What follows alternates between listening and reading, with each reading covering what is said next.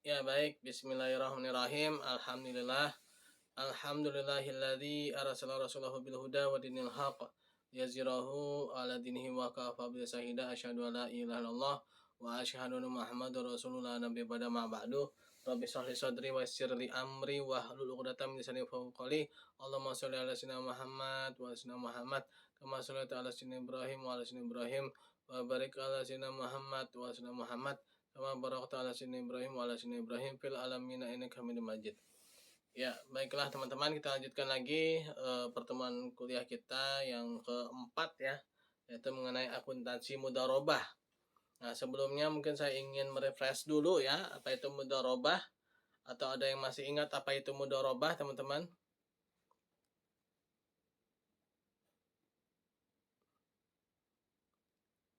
Masih ada yang ingatkah apa itu mudharabah? Bukan mudah berubah-ubah ya. Oke, kalau ada yang tahu. Oke, sebenarnya ini ada pengetahuan dasar teman-teman ya. Mudharabah ini adalah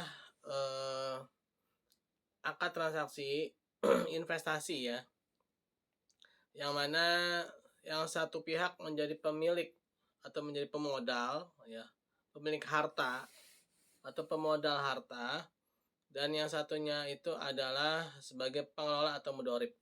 Jadi modal diberikan seluruhnya ya dari si pemilik modal ya. Nah, ini sebenarnya ada di fikih muamalah teman-teman ya. Nah, kita di akuntansinya ini hanya bicara mengenai bagaimana mencatatnya ya, mencatat transaksinya, bukan lagi masalah pengertiannya ya. Nah, tapi kalau memang belum tahu nih, mau nggak mau harus saya kasih tahu dulu nih ya, takutnya bingung ya. Nah, ini kita lewat aja, ini terlalu panjang ini ya. Di slide ini sebenarnya bisa nih baca dari sini ya. Nah, tadi saya lanjutkan.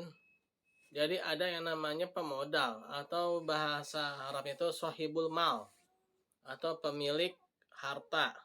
Lalu ada namanya pengelola atau ada namanya mudharib ya.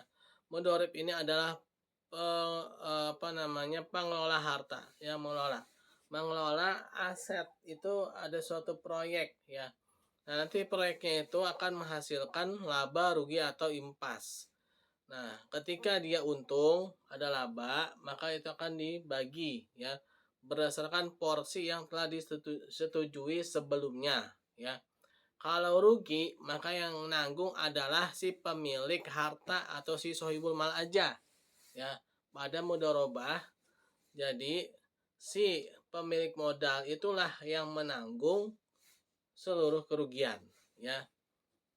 Nah, pada bank syariah ya, mudharabah ini ada namanya mudharabah pada nasabah penabung, ada mudharabah pada nasabah pembiayaan. Sebenarnya kalau bahasa akuntansi syariahnya itu namanya adalah mudharabah investor dengan mudharabah mudharib ya, atau mudharib dan investor atau investi lah ya. Ini ngomong-ngomong suara saya kedengeran ya? Kedengaran dengan jelas, Pak. Ini juga slide-nya keluar ya, teman-teman ya. Ya, Pak, ada, Pak. Nah, ini teman-teman sebenarnya ini bisa baca di sini juga ya. Tapi tadi penjelasan saya sih ringkas aja ya. Penjelasan saya tadi barusan ringkas aja mengenai mudharib dan sohibul mal ya.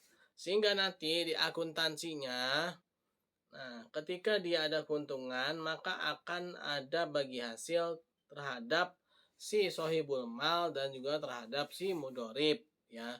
Nah, tapi ingat, bank syariah ini ya, ini kan akuntansi perbankan ya.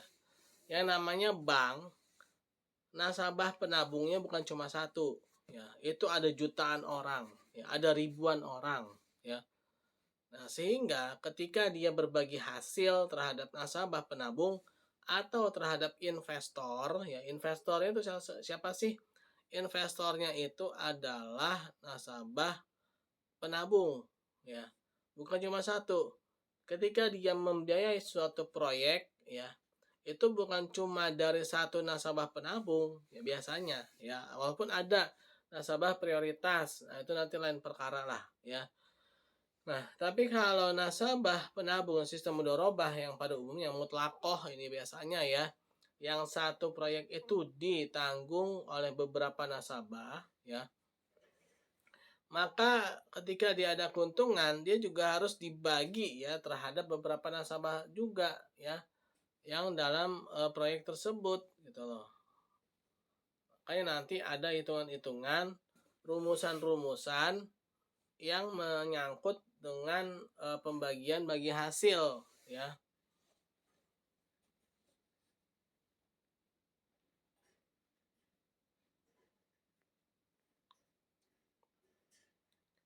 Nah, kita langsung aja masuk ke contohnya ya teman-teman ya.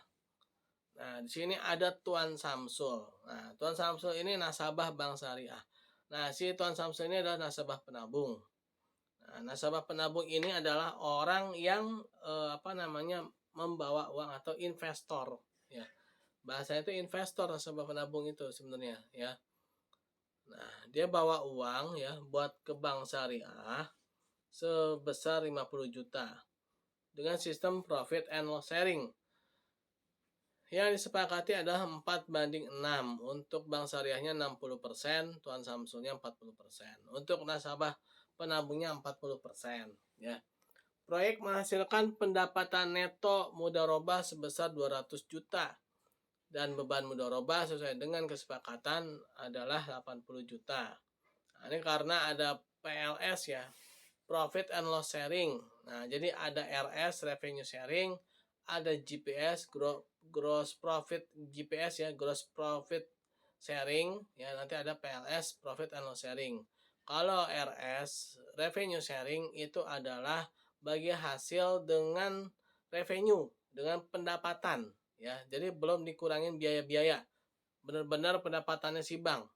Nah, biasanya pada bank syariah ya yang masih awalan itu dia menggunakan revenue sharing. Kenapa? Karena untuk menarik nasabah ya, nasabah penabung. Jadi benar-benar nasabah penabung itu nggak kena biaya sama sekali, tapi dia dapat eh,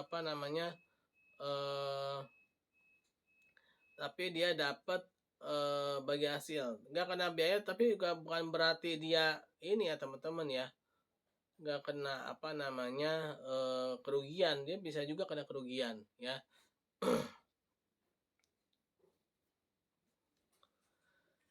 Nah, saya lanjut ya.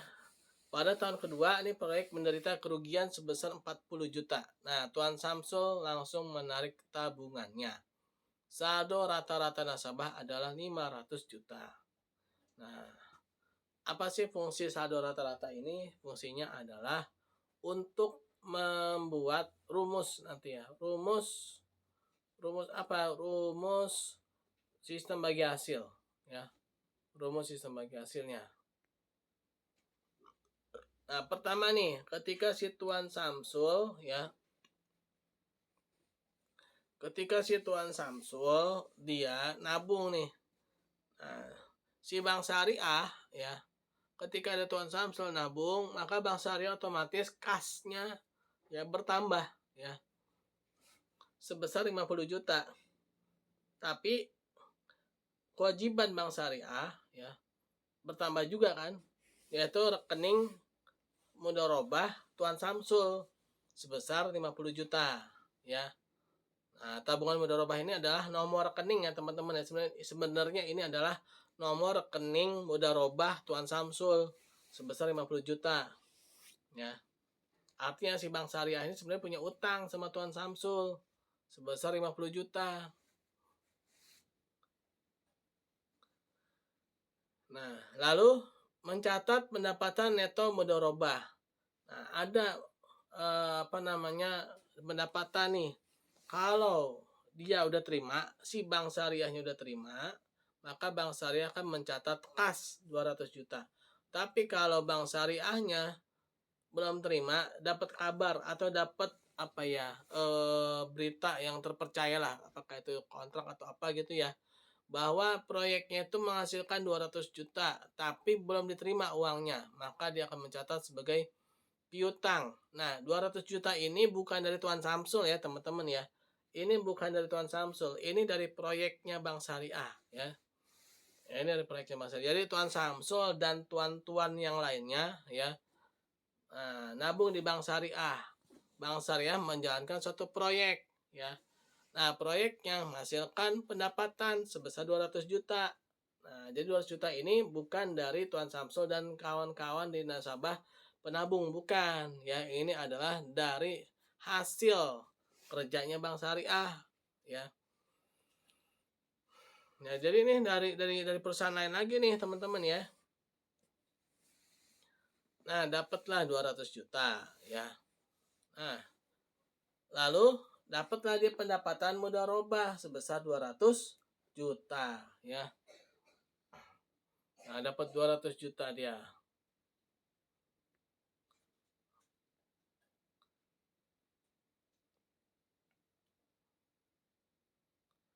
Nah, ketika di akhir periode, ya, di akhir periode itu kan dia harus ada jurnal balik ya, teman-teman ya. Jadi seluruh akun-akun ya yang terkait dengan laporan laba rugi itu harus ada jurnal penutup. Apakah itu pendapatan, beban, itu harus ada jurnal penutup. Nah, ternyata ada beban tadi ya sebesar 80 juta. Maka harus dicatat nih sama Bank Syariah kan. Beban mudharabah 80 juta, kas atau utang sebesar 80 juta. Nah, dia kan ngeluarin uang kan, Bank Syariah ngeluarin uang 80 juta. Nah, pada akhir periode dibuat jurnal penutup. Nah, tadi tuh jurnal penutup itu adalah jurnal balik ya, atau jurnal koreksi sebenarnya itu.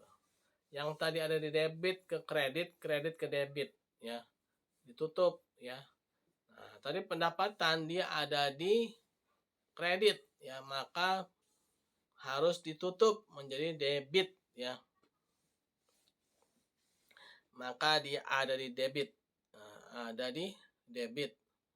Nah, pendapatan mudharabah sebesar 200 juta. Ada di kreditnya ya, di atas ya. Lihat tuh, ya kan 200 juta kan. Nah, ini. Sekarang dia pindahin ke debit. Ya. Kenapa? Karena ini akhir periode ya. Lalu beban 80 juta. Beban tadi ada di apa? Ada di debit ya. Beban saldo itu ada di debit. Nah, lalu ditutup menjadi ada di kredit beban mudharabah. Sisanya itulah adalah pendapatan bagi hasil yang belum dibagikan senilai 120 juta. Nah, 120 juta ini adalah hasil punya nasabah penabung yang salah satunya Tuan Samsul dan kawan-kawan ya, dan juga punya Bank Syariah. Nah, punya Bank Syariah. Nah, Tuan Samsul dan kawan-kawan nasabah penabung itu kan tadi berapa nisbahnya? 4/10 atau 40% ya.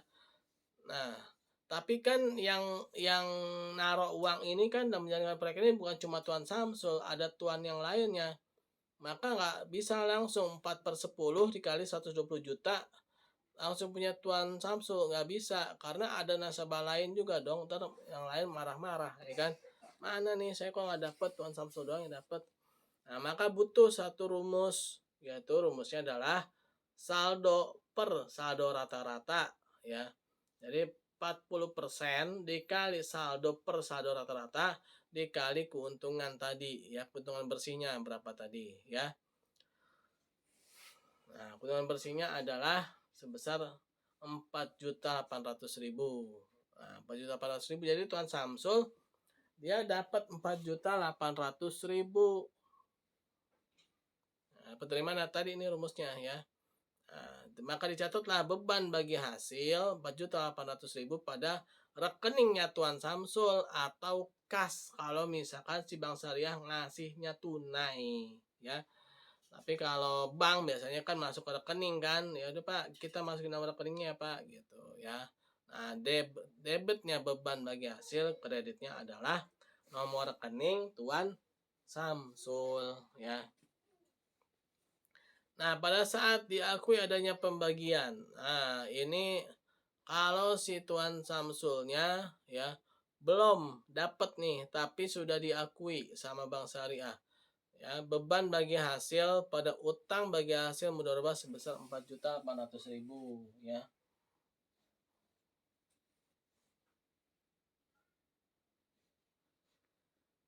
Nah, pada saat bagi hasil diberikan kepada sohibul mal. Nah, ini kalau misalkan dia belum ngasih nih ya, utang kan. Nah, ketika dikasih maka utangnya dihapus. Ini sebenarnya sama aja teman-teman ya. Kalau ini kan dia langsung nih ya, beban bagi hasil 4.800.000 langsung rekening Tuan Samsul. Nah, kalau yang ini rekening Tuan Samsul belum terima ya, maka ditulisnya sama Bang Sari utang. Nah, ketika utangnya dibayarkan ya, maka masuk lagi ke rekeningnya Tuan Samsul. Ini salah satu aja ya, salah satunya. Nah, pada saat tabungan ditarik, maka Tuan Samsul dapat 54.800.000. Dari mana tuh? Tadi kan saldonya 50 juta, bagi hasilnya 4.800.000. Maka Tuan Samsul dapatlah 54.800.000 ya. Nah, ini begitu ya teman-teman ya. Ngerti sampai sini ada yang bingung? Paham atau hampa? Masih di ini Pak, masih dibaca dulu Pak. Oke ya.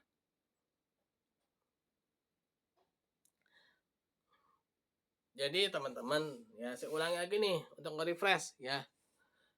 Sistem tabungan mudharabah ini adalah tabungan dengan sistem bagi hasil ya. Bagi hasil ini dia bisa rugi, bisa untung, bisa juga impas ya. Nah, satu lagi, mudharabah itu ada pihak yang memberikan modal 100%. Ingat ya, mudharabah itu yang ngasih modal 100%. Ada yang cuma ngasih keahlian ya. Ada yang cuma ngasih keahlian. Nah, kenapa saya jelasin kayak gini? Karena nanti ada namanya musyarakah. Nah, itu nanti lagi tuh musyarakah tuh, ya. Sama bagi hasil juga, tapi enggak kayak gini, ya. Bedanya dikit, kalau musyarakah itu dia sama-sama ngasih modal. Nah, tapi kalau mudharabah dia yang ngasih modal cuma satu pihak, ya. Namanya sohibul mal. Nah, sohibul mal di bank syariah ini ya, itu adalah nasabah penabung. Sejatinya adalah nasabah penabung. Walaupun nanti bank syariah juga bertindak sebagai sohibul mal juga ya. Ketika bank syariah berhadapan dengan nasabah pembiayaan. Nah, tapi sejatinya yang sohibul mal ini adalah si nasabah penabung. Nah, nasabah penabung bukan cuma satu dua orang, ada banyak ribuan, jutaan bahkan miliaran ya, ratusan juta lah ya. Kalau misalkan penduduk Indonesia itu kan baru 285 juta ya. Ya paling maksimal segitulah ya kalau 285 juta orang itu ya nabung semua di bank syariah. Nah, itulah nasabah penabung bank syariah kalau semuanya. Nah, karena banyak nih ketika menjalankan suatu proyek kan dia nggak cuma satu dua orang nasabah biasanya. Biasanya ada beberapa ya kan. Nah, ketika dia bagi hasil, terutama ke nasabah penabung, kan nggak mungkin juga cuma satu orang yang dikasih, kan pasti harus dikasih semua. Nah, bagaimana cara perhitungan?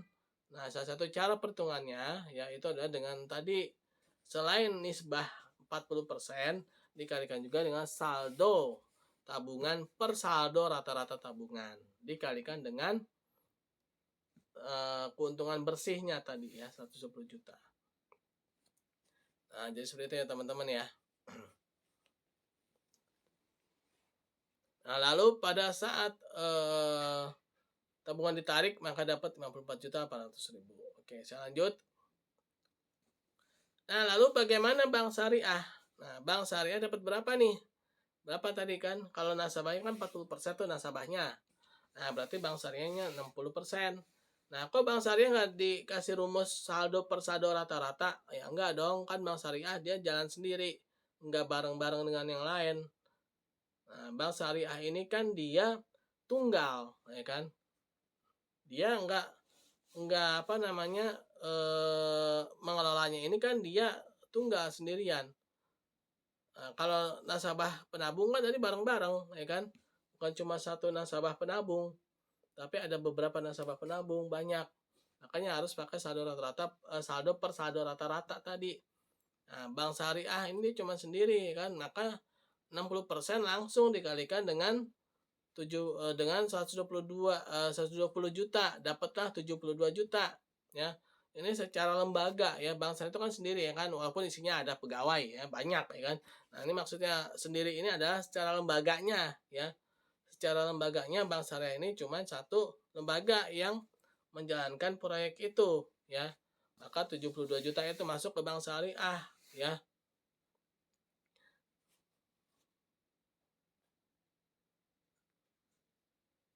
Nah, ketika dia dapat ya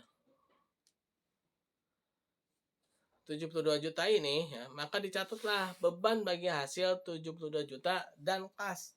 Nah, walaupun sebenarnya nanti 72 juta ini akan masuk lagi ke bank syariah ya. Tapi jangan lupa ya, dicatat dulu nih beban bagi hasil ya. Nah, ketika bank syariah menerima. Nah, ketika bank syariah menerima, maka dapatlah kas 72 juta dan pendapatan bagi hasil 72 juta ya, pendapatan bagi hasilnya sebesar 72 juta. Nah, jangan lupa akhir periode harus ada jurnal penutup, yaitu pendapatan bagi hasil yang belum dibagikan 120 juta pada beban bagi hasil 120 juta ya.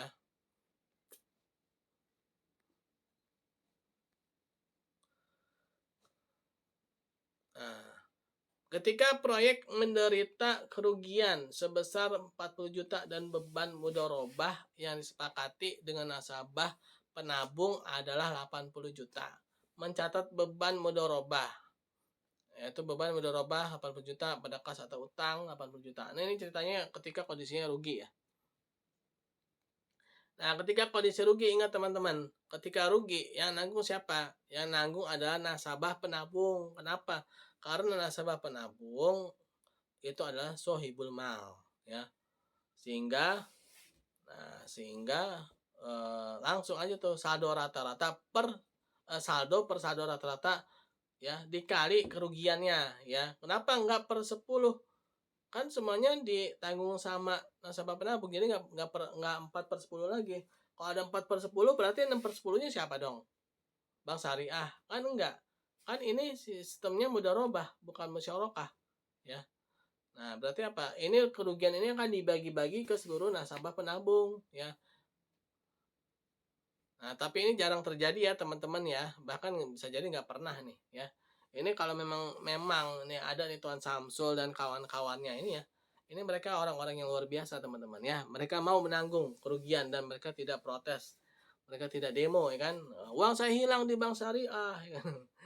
Nah, enggak ya kan. Nah, ini teori ya teman-teman ya. Walau alam juga kalau prakteknya apakah ada orang-orang yang seperti ini walau alam ya. Kalau ada Masya Allah ya, berarti udah ngerti syariah ya. Berarti nasabahnya sudah paham dengan syariah ya. Nah, sekarang kan jangankan ada ini sebenarnya resmi loh, artinya ini seandainya ada nih legal loh. Ini boleh loh ya dijalankan oleh bank syariah, ini boleh ya. Karena memang ini sistemnya gitu ya. Kalau misalnya protes-protes pun sebenarnya nasabah pun akan kalah, tapi ya apakah udah siap ya kan, pertanyaannya kan gitu ya kan, apakah udah siap? Nah, kan belum siap juga, jangankan 4 juta ya, baru beda dikit aja ya, baru seberapa puluh ribu aja bagi hasil yang positif ya, yang untung ya, dengan bunga yang diberikan bank konvensional, seandainya bunga itu lebih tinggi dikit aja, itu nasabah udah pindah ke bank konvensional semua tuh ya. Apalagi sampai ada kerugian 4 juta. Bisa heboh ini ya. Oke lah ya. Ini kita bicara masalah teori ya teman-teman ya. Prakteknya walau alam. Oke, mencatat penarikan tabungan dan kerugian oleh sohibul mal ya. Nah, ketika rugi nih, tabungan rekeningnya Tuan Samsul kan tadi 50 juta ya kan. Tapi Tuan Samsul dapetnya nggak 50 juta lagi karena tadi udah berkurang 4 juta. Maka Tuan Samsul dapetnya cuma 46 juta ya. Nah, sisanya yaitu kerugian mudharabah tadi sebesar 4 juta ya.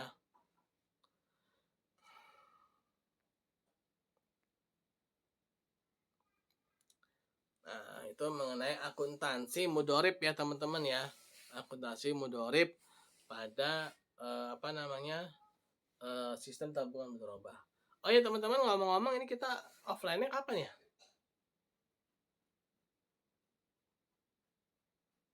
Untuk sesi kedua belum ada informasi lagi, kan Belum ada kemarin ya? sudah Pak, yang di pertemuan kedua Pak, yang offline itu.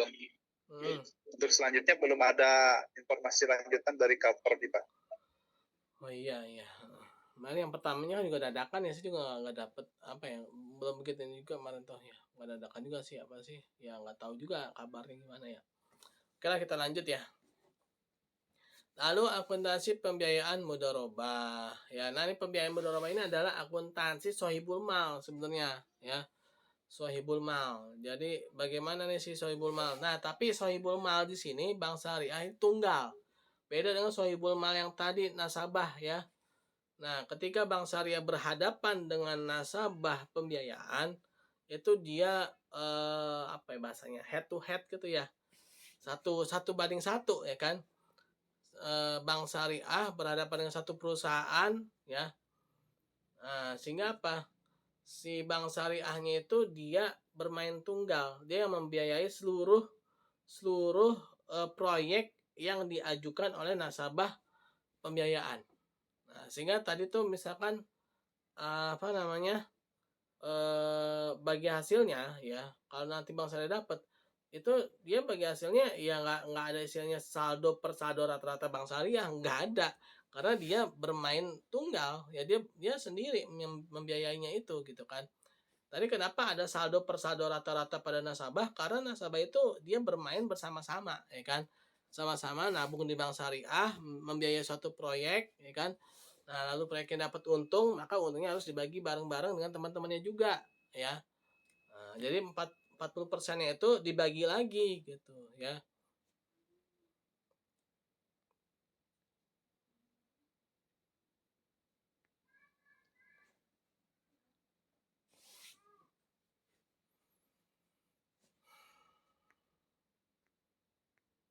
Nah, ini contohnya nih.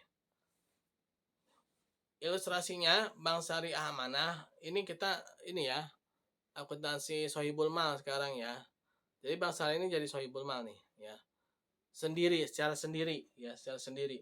Bersepakat dengan perusahaan. Nah, ketika Bank Syariah melakukan akad pembiayaan, biasanya paling banyak pastinya dia akan dengan lembaga juga, bukan dengan personal ya. Bank Syariah Amanah bersepakat dengan PT Aman untuk mengerjakan suatu proyek. Nah, Bank Syariah Amanah bersedia memberikan pembiayaan sebesar 5 miliar. Ini 5 miliar ini full ya. Proyek itu bernilai 5 miliar. Dikasih 5 miliar juga. Nah, ingat nih ya, ini kata kuncinya nih ya. Karena nanti ada musyarakah. Musyarakah itu dia nggak ngasih 100% ya. Nah, kalau mudharabah ini dia ngasih 100%. 5 miliar pada tanggal 2 Januari tahun 2005. Pembiayaan diberikan dalam 2 tahap. Nah, memberikan pembiayaan ini tidak harus berupa uang tunai. Bisa juga berupa bisa juga berupa barang ya, atau non tunai ya. Nah, ketika berupa barang ya, maka ada kemungkinan bisa jadi barang itu lebih mahal daripada nilai akad, atau mungkin lebih murah daripada nilai akad. Kalau lebih mahal daripada nilai akad, maka Bank Syariah akan rugi. Kenapa? Dia akadnya nanti sisa 3 miliar, ternyata begitu dibeliin barang, ya barangnya 3 miliar, tadi tuh nanti akan ada contohnya ya. Nanti akan ada contohnya 3 miliar 200 juta gitu kan. Nah, berarti Bank Syariah rugi 200 juta gitu ya. Kalau lebih murah ya berarti Bank Syariah untung ya. Maka Bank Syariah dapat untung nanti 200 juta, misalkan harganya ternyata 2,8. Oke, kita lanjut dulu ya. Pada saat pertama kali nih, dia ngasih pembiayaan pertama kali itu dia ngasih 2 miliar nih ya, dia ngasih 2 miliar dari nilai 5. Nah, lalu di tahap kedua dia ngasih 3 miliar ya. Nah, terus yang kedua ini ternyata dia ngasih mesin. Nah, 3 miliar itu ternyata berupa mesin atau non kas. Nah, mesin itu nih, kata soal ini ya, ada 2 kemungkinan nih. Ternyata ketika lebih murah yaitu 2,8 ya, Nah, atau mungkin mesinnya itu lebih mahal ya, sebesar 3,2. Nanti ada nih contohnya ya. Nah, pada tahun pertama, proyek dilaporkan menghasilkan keuntungan sebesar 200 juta. Sementara pada tahun kedua, dilaporkan bahwa proyek menderita kerugian sebesar 50 juta. Dengan sistem profit and loss sharing 4/6. 40% untuk nasabah pembiayaan, 60% untuk nasabah 40% nasabah pembiayaan, 60% untuk bank syariah ya. Nah, ketika bank syariah akan memberikan ya pembiayaan, maka bank syariah ini akan ya, berarti belum ya. Nih bank syariah belum ngasih duit nih, belum ya. Akan nih. Nah, maka bank syariah akan mencatat dulu, harus dicatat dulu nih. Uangnya belum dikasih, tapi harus dicatat dulu biar nggak lupa gitu ya. Yaitu kontrak komitmen pembiayaan mudharabah sebesar 5 miliar ya. Dan kewajiban pembiayaan mudharabah sebesar 5 miliar. Nah, pada saat pemberian tahap pertama ya, yaitu pembiayaan mudharabah pada kas sebesar 2 miliar. Nah, ketika sudah ditunaikan, jangan lupa ya pencatatan tadi tuh janjinya itu harus dihapus, kan janjinya udah ditunaikan ya kan. Maka harus dihapus tuh janjinya tuh ya. Janjinya bank syariah harus menghapus sendiri ya, yaitu kewajiban komitmen pembiayaan mudharabah pada kontrak komitmen pembiayaan mudharabah ya.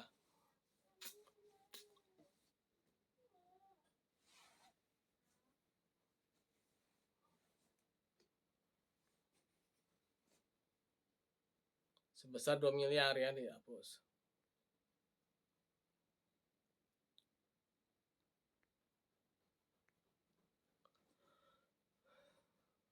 Pada saat pembelian mesin, nah ini pada saat mau ngasih yang kedua nih. Yang kedua maksudnya apa nih? Ngasih pembiayaan yang tahap 2. Nah, tahap 2 itu kan dia nggak berupa uang, tapi dia berupa barang ya teman-teman ya. Nah, berupa barang itu berupa mesin. Nah, ternyata si bank syariah begitu beli mesin, ternyata mesinnya lebih murah. Bukan sebesar sisa pembiayaan itu. Kan saya tadi 3 miliar. Ternyata cuma 2,8 M. Nah, untung nih bank syariah nih, ya kan. Nah, pertama nih, bank syariah dapat mesin kan, bank syariah dapat mesin. Nah, kalau misalkan dibayar langsung kasnya bank syariah berkurang, kalau belum dibayar berarti dia utang, ya 2,8 M. Nah, ketika penyerahan mesin kan dicatatnya nggak 2,8, tetap dicatatnya 3 miliar.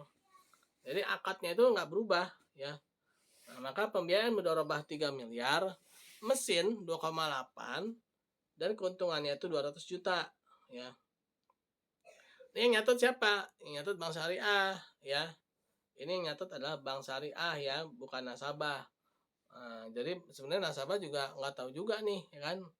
Nah, yang penting tahunya nasabah itu saya dapat pembiayaan 3 miliar berupa mesin. Nah, gitu. Nah, jangan lupa. Tadi udah janjinya dihapus sekarang karena udah ditunaikan ya. Janjinya udah ditunaikan maka harus dihapus. Nah, lalu yang kedua nih, ternyata mesinnya lebih mahal. Nah, lebih mahal. Bank syariah begitu beli mesin, ternyata mesinnya 3,2 M. Nah, maka apa? Rugi nih bank syariah nih, kan? Nah, rugi dia. Pembiayaan mudharabahnya 3 M, kerugiannya itu 200 juta, harga mesinnya 3,2.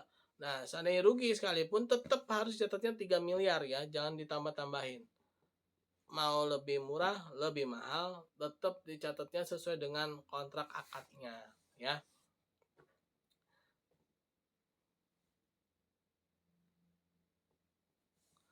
Lalu pada saat pendapatan mudharabah diterima. Pada saat pendapatan mudharabah diterima. Nah, dia dapat ya kan berapa nih? Dapat 120 juta. 120 juta dapat dari mana? Nah, ini Bank Syariah kan dapat 60% kan. 60% dikali 200 juta. Kok nggak kali tadi tuh saldo per saldo rata-rata kayak nasabah penabung? Ya enggak, tadi ya saya ulangi lagi. nggak pakai itu karena Bank Syariah bermain sendiri di sini kan. Dia sendirian, dia ngasih modal dia doang ya.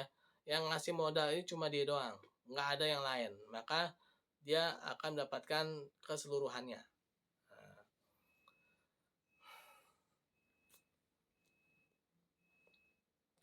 Nah, maka 120 juta ini bulat-bulat ya jatuh ke Bank Syariah ya. Kas 120 juta pada pendapatan mudharabah 120 juta ya. Lalu ada beban 40 juta ya. Nah, beban 40 juta, beban mudharabah pada kas atau utang. Nah, jadi yang akan dibagikan kemana nih? Mencatat pendapatan mudharabah yang akan dibagikan ke siapa? Ini akan dibagikan kepada nasabah penabung nantinya nih ya. Ini ceritanya mau dibagiin ya kan. Bang Sari kan dapat 120 juta nih ya. Yang 80 jutanya itu kan ke nasabah pembiayaan tuh yang ngelola ya kan. Nah, tapi 120 jutanya Bank Syariah sendiri, ya si Bank Syariah ini dapat 120 juta ya. Ini akan dibagikan lagi ke siapa? Ke nasabah penabung ya, yang bareng-bareng itu ya.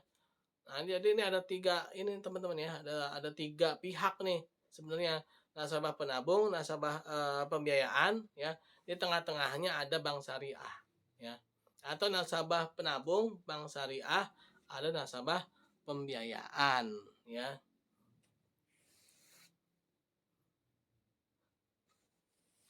Nah, jangan lupa ya, harus ada jurnal penutup. Nah, tadi tuh pendapatan ada di kredit, maka harus masukin ke debit ya. Pendapatan mudharabah 120 juta, beban mudharabah ya 40 juta. Nah, inilah yang akan dibagikan kepada nasabah penabung ya. Akan dibagikan pada nasabah penabung 80 juta ya. Nah, nanti 80 juta ini akan dibagikan antara Bank Syariah lagi dengan nasabah penabung ya. Nah, itu ya.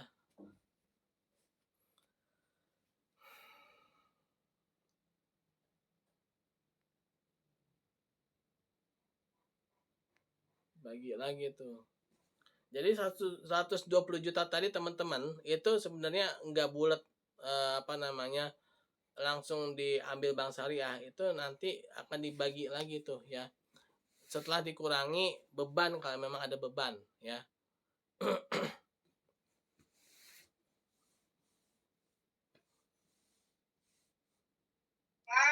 Izin Bapak. Ya. Itu Halo. tadi kan kesepakatannya 40-60 ya Pak? Iya. Ya, yang 60 ke pihak perbankan, yang memberikan modal kan itu pembiayaan, yang memberikan pembiayaan. Nah, yang satu lagi yang penerima pembiayaan, nasabah pembiayaan kan gitu Pak. Nah, yang saya tanyakan itu yang sisanya yang 80 juta itu kan bagian nasabah pembiayaan ya Pak? Iya. Bukan nasabah penabung Pak? Iya. Ini jadi gini Pak. Yang nasabah pembiayaan 80 juta tuh udah selesai ya. Oh. Udah selesai. Yang 120 baru dibagikan lagi ke nasabah penabung kan, ya Pak? 120-nya. Iya. Ya Pak. Ya paham Pak. Nah, tapi ingat ya, ada beban ternyata nih 40 juta. Emang angkanya sama nih ya. Ini kayak seliwer gara-gara angkanya sama deh. Ini misalkan nih angkanya kita ganti deh, jangan 200 juta deh ya. Biar nggak liar ya. Iya, jadi bingung saya Pak. Iya Pak. Ini yang bikin liar ini angkanya sama nih ya. Padahal sebenarnya ini cuman kebetulan aja angkanya sama ya. Apa namanya? Ini kan dia ada beban nih. Taruh bebannya jangan 40 deh. Misalkan bebannya 30 juta gitu ya.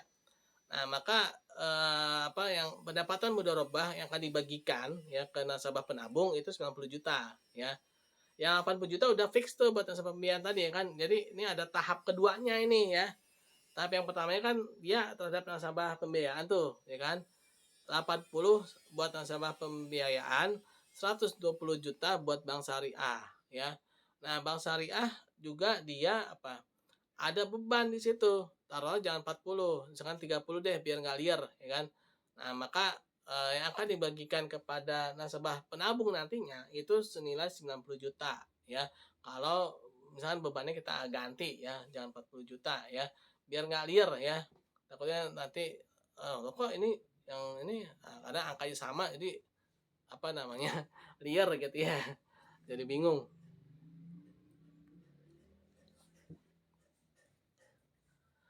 Nah, ketika dia ada kerugian, ya pada saat pembiayaan mudharabah selesai pada kontrak berakhir, ya ternyata ada rugi sebesar 50 juta. Nah, yang menjadi pemodal di sini adalah bank syariah full, ya kan? Bank syariah di sini kan dia yang memberikan dana 100% kan, makanya 100% juga dia menanggung kerugian, ya. Nah, maka bank syariah, ya, ketika dananya balik itu enggak lagi 5 miliar, tapi sebesar 4 miliar 950 juta. Kenapa? Karena 50 juta itu kerugian ya. Pada tahun kedua ternyata rugi 50 juta ya. Nah, sehingga tapi pembiayaannya tetap harus dicatat 5 miliar ya. Karena dia kan awalnya 5 miliar harus dihapusin juga 5 miliar juga. Cuma nanti dia dapat baliknya aja ya, dapat baliknya aja itu dapatnya cuma 4,950 ya. Nah, jadi gitu ya teman-teman ya. Ini kita sebenarnya di sini baru belajar jurnal ya teman-teman ya. Nanti untuk tahap-tahap berikutnya itu nanti kan ada namanya buku besar pembantu, subsidiary ledger, nanti ada namanya ledger ya kan, nanti ada namanya tuh neraca saldo, lalu ada ayat jurnal penyesuaian, nanti ada neraca saldo setelah ayat jurnal penyesuaian, nanti barulah itu dipecah-pecah jadi laporan keuangan ya. Jadi ada laporan laba rugi, laporan perubahan modal, ada arus kas, neraca, lalu ada catatan hasil laporan keuangan, nanti ada laporan zakat, ada laporan dana kebajikan, ya ada laporan mudharabah muqayyadah of balance sheet ya. Nah, itu nanti tuh ya, nanti secara tahap-tahapnya itu sama kayak akuntansi pada umumnya ya. Nah, jadi yang berbeda itu adalah bagaimana pencatatannya akun-akunnya ini ya. Akun-akunnya ini dia harus akun-akun yang ya akun itu perkiraan-perkiraan ya yang sesuai dengan syariah. Tidak boleh ada akun riba, tidak boleh ada akun bunga. Jadi gitu teman-teman ya. Nah, jadi ini kita baru bagaimana mencatat penjurnalan sebenarnya, baru di penjurnalan. Nah, nanti akan jadi laporan keuangan gitu teman-teman ya.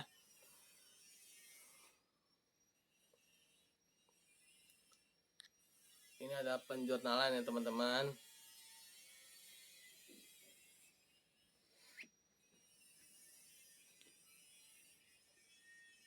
Gimana, ada yang mau ditanyakan?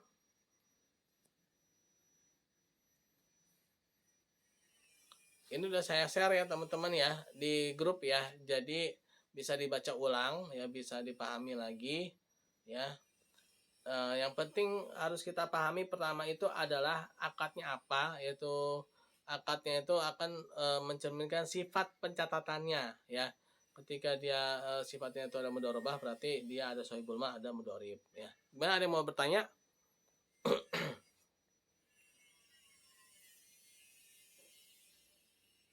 Pak, Ya. maaf saya izin bertanya Pak. Hmm.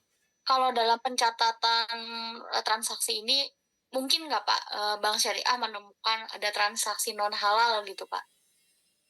Kalau pada mudharabah ya. Atau akad apapun gitu Pak, misalnya terutama mudharabah gitu misalkan. Setelah dilakukan pencatatan transaksi, terus apakah memungkinkan? Terus jika iya, nanti dananya dikemanakan Pak? Kalau misalnya jika memang ketemu nih ternyata ada transaksi non halal gitu kan, salah satunya atau yang apa ya? Ya, Ya abu-abu lah mungkin gitu ya.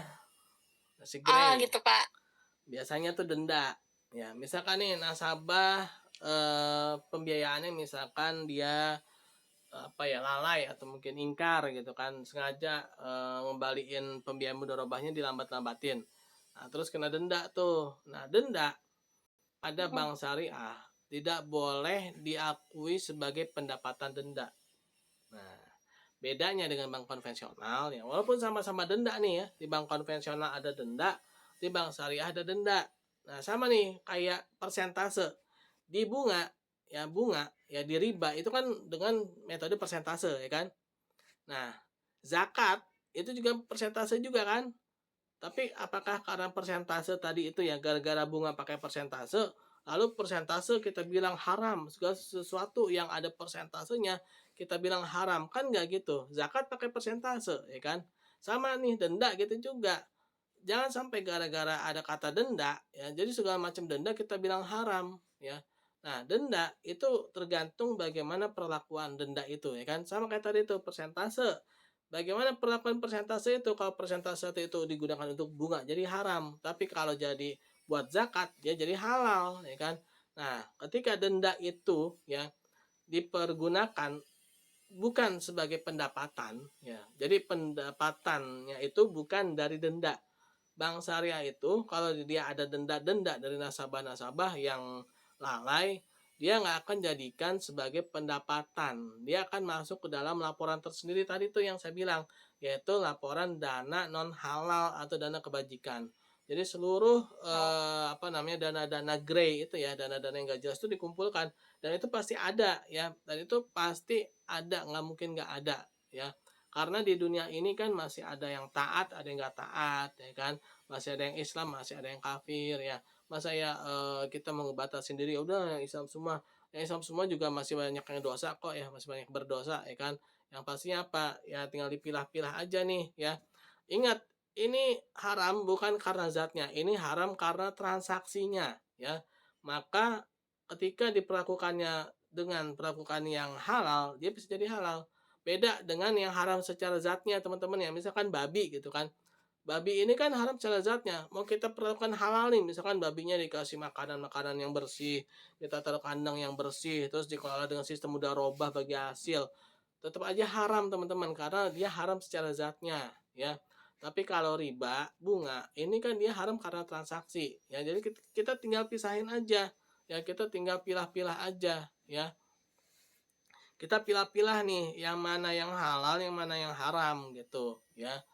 Karena ini haram bukan karena zatnya. Jadi gitu teman-teman ya. Terima kasih Bu Ike ya atas pertanyaannya. Baik Pak, terima kasih Pak. Ya, terima kasih Pak. Oke.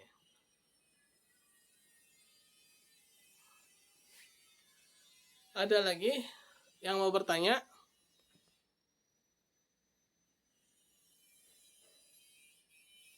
Pak Rohendi? Lagi di Madinah Pak Rohendi? Payungnya kayak Madinah. Bukan ya? Ya, Pak. Belum ada, Pak. Sudah tadi Pak. Oke, siap. Pak Sigit? Belum ada juga, Pak. Belum ada. Pak Marsal?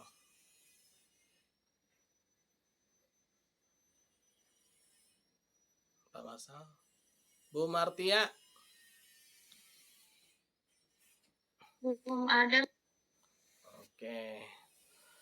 Ya, oke, kalau memang belum ada pertanyaan, mungkin kita akhiri saja ya kuliah kita dengan baca hamdalah.